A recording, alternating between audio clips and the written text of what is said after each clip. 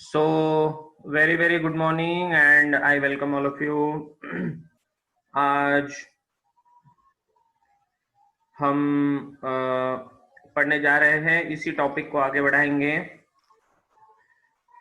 Okay, इसमें बेटे wave optics हम जो पढ़ रहे थे, तो वेव ऑप्टिक्स में इंटरफेरेंस हमने पढ़ा है, राइट।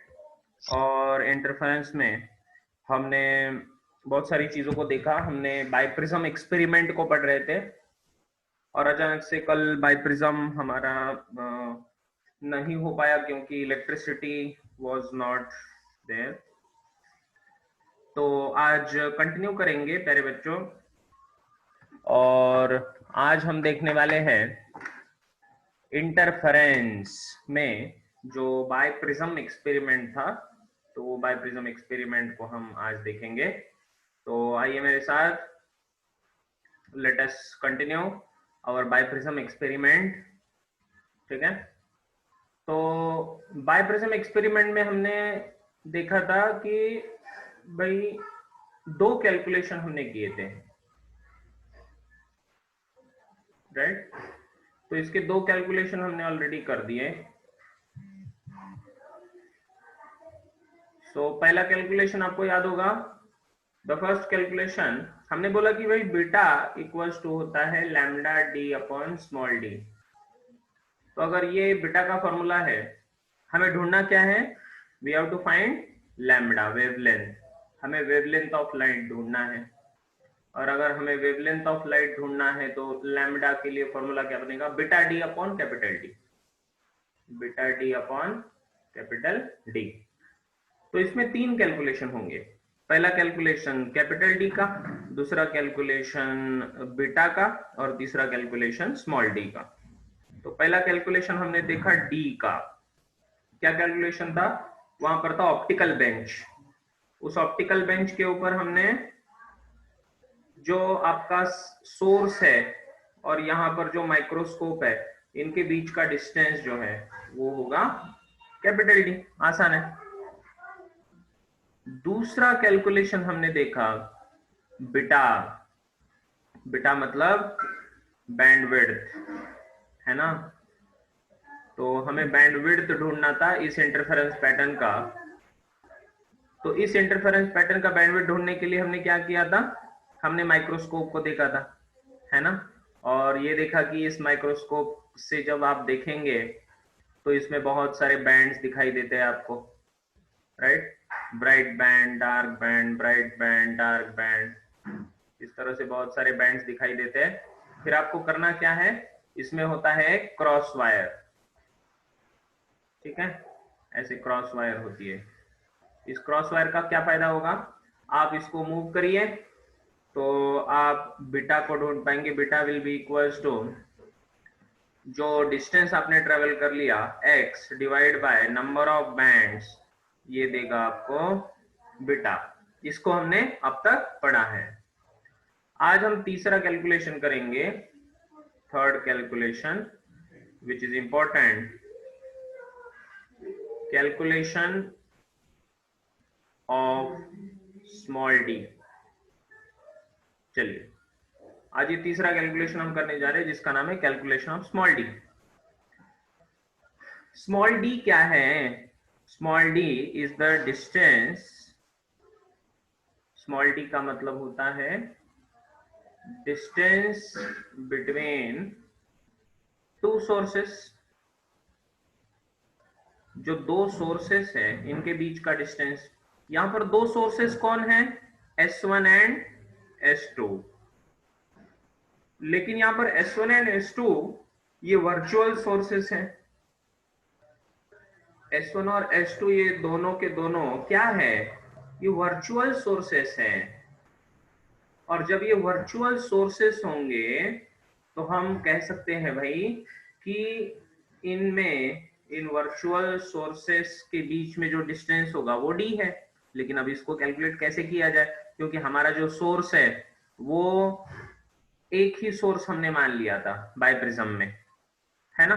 हमने क्या किया था, हमने इस तरह ये बाइप्रिज्म कंसिडर किया था, और इस बाई प्रिज्म से रिफ्रैक्शन हो रहा है। यहां पर सोर्स था S, और यहां से जो रेज जा रहे हैं, तो ये सारे रेज के कारण, ये जितने भी सारे रेज हैं, तो ये रेज के कारण क्या हो रहा है, यहाँ पर दो बीम्स हो रही थी और उसके कारण यहाँ पर दो ऐसे सोर्सेस हैं जो आपको दिखाई नहीं देते, S1 एंड S2। अगर वो आपको दिखाई नहीं देते तो फिर आप इनके बीच में डिस्टेंस कैसे ढूंढोगे, है ना। जो चीज दुनिया में दिखती नहीं है ही नहीं, तो उनके बीच में डिस्टेंस को कैसे ढूंढा जाए। तो इसके लिए फिर हमें उपाय बताया गया है कि इसको कैसे करें। तो देखिए अब क्या किया जाता है। सबसे पहले अपना जो अरेंजमेंट है, उस अरेंजमेंट में बेटे यहाँ पर है सोर्स और बाइप्रिज्म। ये सोर्स है, ये बाइप्रिज्म है। तो ये देखा गया कि इसके बाद में हमने एक लेंस रखा था, आपको याद होगा, है ना। तो यहाँ पर आगे हमने एक कॉन्वेक्स लेंस लगाया था। अब इस कॉन्वेक्स लेंस के लिए अगर हम एक प्रिंसिपल एक्सिस कंसिडर करते हैं, मान लो कि ये एक प्रिंसिपल एक्सिस है, ठीक है, इस लेंस का ये प्रिंसिपल एक्सिस है, और ये प्रिंसिपल एक्सिस पे S1 S2 ये दोनों को जोड़ने वाला ये ऑब्जेक्ट है, ऐसा समझ लो। S1 S2 दोनों को जोड़ने वाला ये ऑब्जेक्ट है। इसका मतलब S1 S2 is the object. तो अब इसका रे डायग्राम अगर हम ड्रॉ करें तो देखिए इसका रे डायग्राम कैसे बनेगा। तो यहां से जाने वाला एक रे यहां पर अगर पैरेलल टू प्रिंसिपल एक्सिस गया तो यहां से फोकस से गुजरेगा, ठीक है, और दूसरा रे यहां से ऑप्टिकल सेंटर से सीधा जाएगा और ऑप्टिकल सेंटर से यहां पर मिलेगा। तो यहां पर इसका इमेज बनने वाला है, क्यों भाई, है ना। उसी तरह इसके लिए भी होगा। तो यहां से एक रे पैरेलल जाएगा, ठीक है, और वो फोकस से गुजरेगा ही गुजरेगा, उस रे को फोकस से गुजरना पड़ेगा।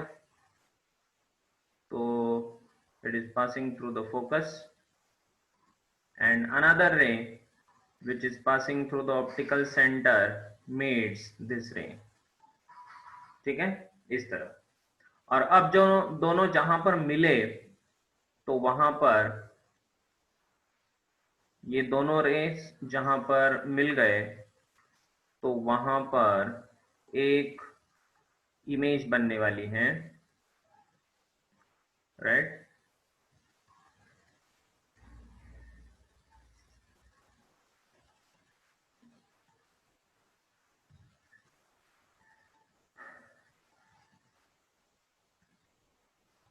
इस तरह इमेज बनेगी ये। तो ये जो इमेज है आपकी, ये इमेज क्या बताती है आपको, ये इमेज आपको बताती है कि ये S1 dash, this image is S1 dash S2 dash, यहां पर इमेज बनेगी, राइट।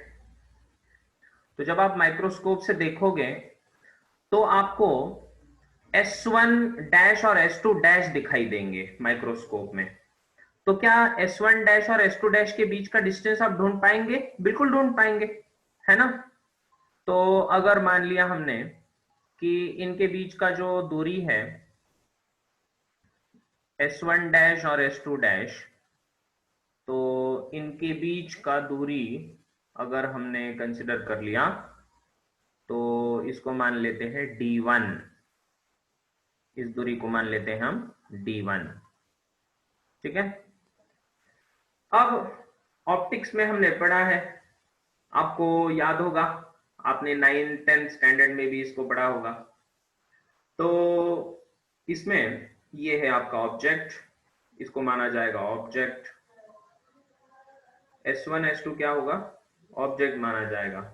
इसको क्या मानेंगे हम, इमेज मान लेंगे, ये आपका इमेज है। कौन?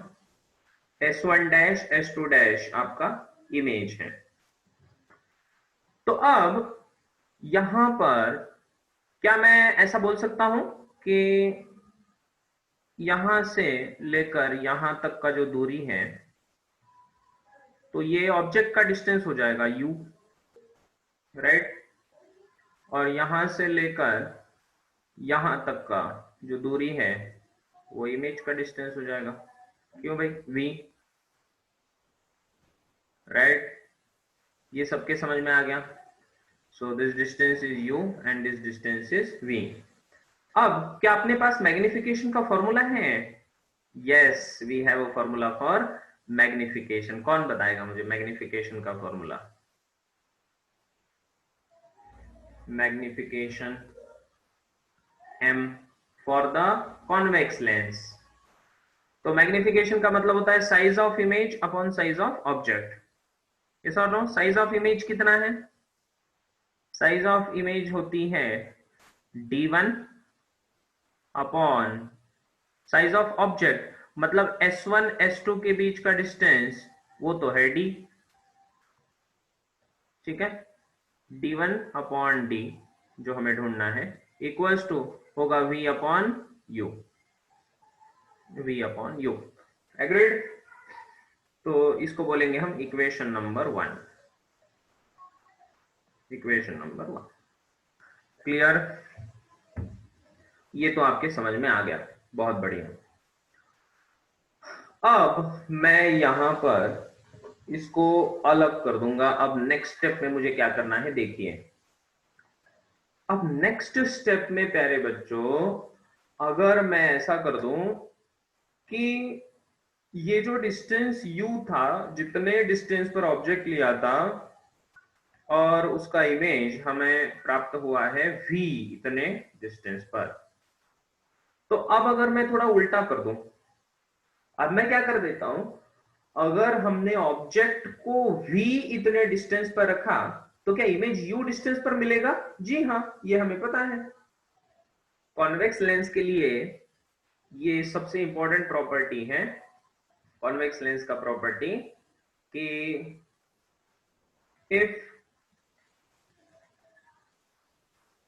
the object is kept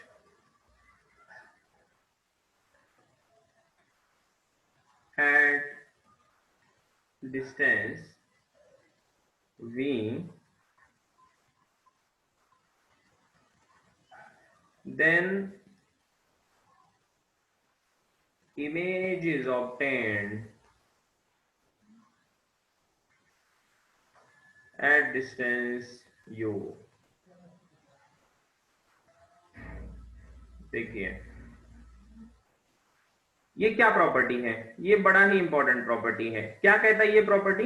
ये प्रॉपर्टी कहता है कि अभी आपका ऑब्जेक्ट, देखो अभी आपका जो ऑब्जेक्ट है, ये वाला ऑब्जेक्ट, ये कहां पर है? It is at the distance u, और इमेज कहां प्राप्त हुआ? v इतने डिस्टेंस पर प्राप्त हुआ। अगर हम ऑब्जेक्ट को v इतने डिस्टेंस पर रख देंगे तो अपने आप इमेज u डिस्टेंस पर पाई जाती है। अपने आप आपका जो इमेज है वो v डिस्टेंस पर पाया गया। ठीक है? तो ये समझने के लिए भी बड़ा आसान है, बस आपको पोजीशन चेंज करना है। किसका? लेंस का पोजीशन बदलना है। तो अभी आप क्या करिए, अब आप ये लेंस को आगे लेके जाएंगे। कितने डिस्टेंस पर? v इतने डिस्टेंस पर आप इसको आगे लेके जाएंगे। तो चलिए इसका डायग्राम ड्रॉ कर रहा हूं। ये ऊपर वाला हो गया सबका। तो अब दूसरा डायग्राम फिर से मैं ड्रॉ करने जा रहा हूं। ठीक है? तो दूसरे डायग्राम में बेटे फिर से यहां पर होगा ये आपका S1 S2,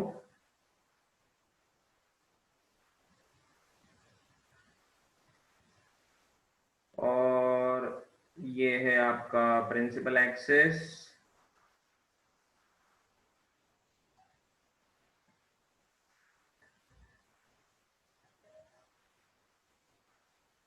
ठीक है। लेकिन अब आपका जो लेंस है वो दूर लेके गए हम,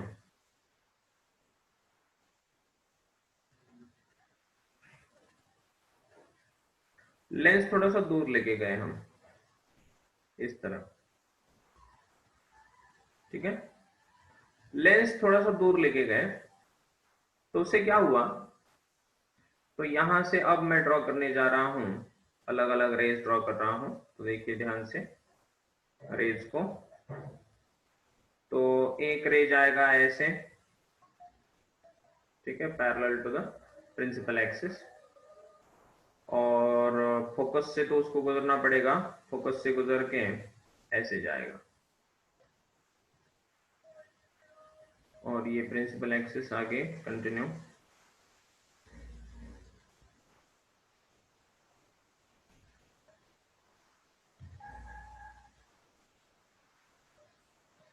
ठीक है। उसी तरह एक रे जाएगा इसके ऑप्टिकल सेंटर से और मिलेगा इसको यहां पर। उसी तरह यहां से भी एक रे जाएगा और रिफ्रैक्ट होके इसको गुजरना पड़ेगा फोकस से, ये है फोकस, ऑलराइट। और दूसरा रे फिर से यहां से यहां पर इसको मिलेगा, यस, ठीक है। और जहां पर मिलेंगे वहां पर प्रोड्यूस होने वाला है इमेज। क्या प्रोड्यूस होगा यहां पर, इमेज, राइट। तो यहां पर इमेज प्रोड्यूस होगा। सो ये है आपके S1 S2, पहले जैसे ही इनके बीच का दूरी है d, जो हमें कैलकुलेट करना है, और यहां पर फिर से S1 double dash S2 double dash, ये दूसरा इमेज बना इसलिए डबल डैश बोल रहा हूं, ठीक है। S1 डबल डैश अपॉन और ये नीचे S2 डबल डैश, ये इमेज बना। फिर से ये ऑब्जेक्ट है आपका और ये इमेज है, लेकिन इस बार यहां पर ये जो डिस्टेंस है, ये डिस्टेंस हमने कितना ले लिया है, ये डिस्टेंस हमने लिया है v। तो अगर ये डिस्टेंस लिया जाएगा v, तो अपने आप ये डिस्टेंस बनेगा u, तो अपने आप इमेज का डिस्टेंस बनेगा u। इस प्रिंसिपल को कहा जाता है प्रिंसिपल ऑफ कॉन्जुगेट फोकस। क्या कहा जाता है, इसका नाम है principle of conjugate foci, okay, इस तरह से। तो कॉन्जुगेट फोकस का मतलब होता है कि जब हम उसका पोजीशन एक्सचेंज करवा देंगे, तो पोजीशन एक्सचेंज होने से डायरेक्टली उनके डिस्टेंसेस एक्सचेंज हो जाएंगे। Very nice.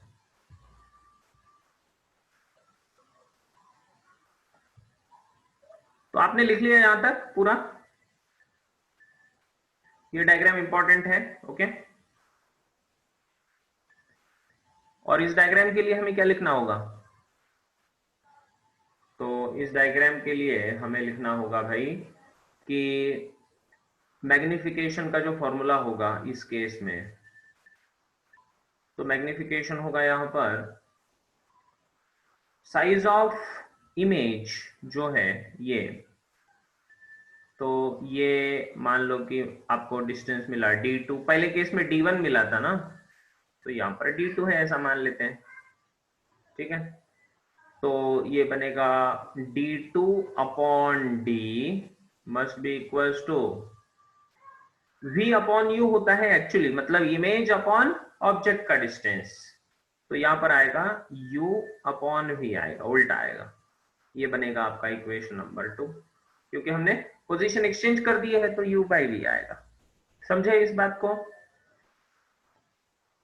अब d1 d2 कैसे कैलकुलेट होगा? d1 d2 will be calculated by microscope. d1 d2 कौन कैलकुलेट कर रहा है? माइक्रोस्कोप कैलकुलेट कर रहा है। यहां पर लिख दूं मैं d2 कैलकुलेटेड बाय माइक्रोस्कोप, क्योंकि माइक्रोस्कोप को आप मूव करेंगे तो माइक्रोस्कोप मूव होके आपको वहां पर स्केल होती है, तो पहले S1 डैश ढूंढो, उसके बाद S2 डबल डैश ढूंढो, और वहां से वहां तक कितना रीडिंग आता है वो देखो, तो सिंपल सा आपका D2 का आंसर मिल जाएगा। और अब इक्वेशन 1 और इक्वेशन 2 दोनों को मल्टीप्लाई कर देंगे हम। So let us multiply equation number 1 by equation number 2। तो देखो क्या जादू हो जाता है, तो बड़ा आसान है। अब इक्वेशन नंबर 1 ये तो ये देखो यहां पर d1 अपॉन d इंटू इधर कौन है d2 upon d equals to इधर है v upon u into u upon v। तो u कैंसिल, v भी कैंसिल, आंसर आ गया 1। और इसीलिए हम इसको लिख सकते हैं कि ये बन जाएगा d1 d2 divide by d square equals to 1। इसका मतलब हम बोल सकते हैं कि D square equals to d1 d2, और इसीलिए d must be equals to under root of d1 d2, d equals to under root of d1 d2। ये एक रिलेशन बना, बहुत ही इंपॉर्टेंट रिलेशन बना। यहां से हमने क्या ढूंढा? Distance between the two virtual sources को हमने यहां से ढूंढा। क्लियर? ठीक है, तो ये पूरा आज का इसमें सब कुछ दिखाया है मैंने, देखिए। क्लियर?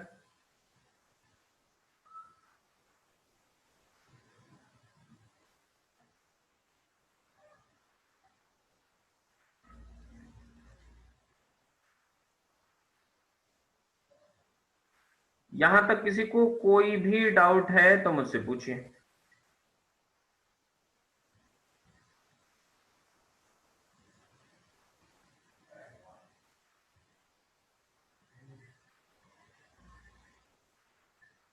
इसमें अगर आपको कहीं भी कोई भी डाउट है तो बोलिए आप।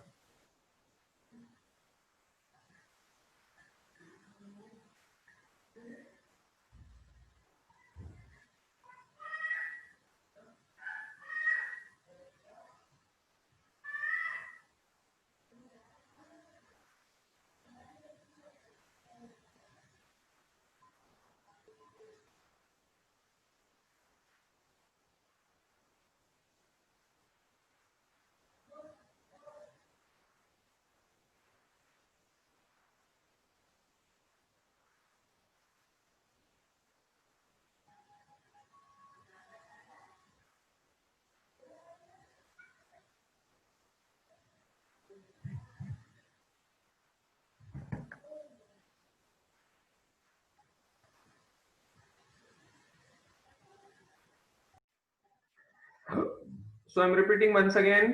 देखिए क्या किया हमने, हमें क्या ढूंढना था?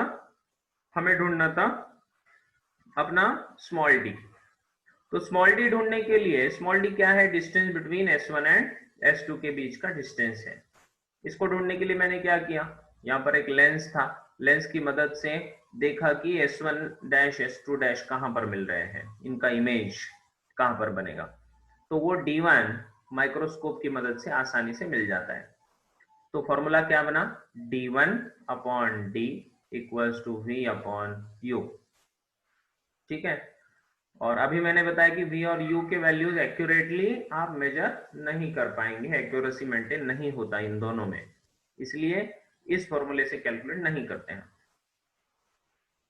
और फिर ये बोला मैंने, if object is kept at a distance v then image is obtained at distance u। Exchange कर दो दोनों के पोजीशंस, दोनों के पोजीशंस को एक्सचेंज कर दो। इसको कहा जाता है प्रिंसिपल ऑफ कॉन्जुगेट फोकाई। और इसकी वजह से आप v और u को एक्सचेंज कर सकते हो। फिर हमने क्या किया, फिर हमने देखा ये v पर रखा हमने s1 s2, मतलब लेंस को आगे बढ़ाया। बेसिकली लेंस पहले यहां पर था ना, लेंस पहले यहां पर था, इसको आगे यहां से यहां तक खसकाया हमने। तो अब यहां पर आया कितने दूरी पर, v दूरी पर आया। तो u कहां मिलेगा, u will be obtained at this position. Clear. और इस वजह से हमने फिर से लिखा magnification d2 upon d equals to u upon v। Clear. और अब ये आसान बन गया काम। सो d2 कहां से कैलकुलेट करेंगे, माइक्रोस्कोप से। तो d1 अपॉन d मल्टीप्लाई कर रहे हैं हम, इक्वेशन 1 और इक्वेशन 2 को मल्टीप्लाई कर दो। d1 d2 upon d square equals to ये v cancel, u cancel, answer आया 1। तो इसीलिए d1 d2 upon d square, तो d बना अंडर रूट d1 d2। इस फॉर्मूले को हम यूज करेंगे, हम इस फॉर्मूले को यूज करने वाले हैं। क्लियर। तो इस तरह से बाइप्रिज्म एक्सपेरिमेंट आप लगा सकते हो, इसको यूज कर सकते हो। यहां तक सबके समझ में आया जी, बाइप्रिज्म एक्सपेरिमेंट क्या है? ठीक है, वेरी नाइस। चलिए अब आगे बढ़ते हैं।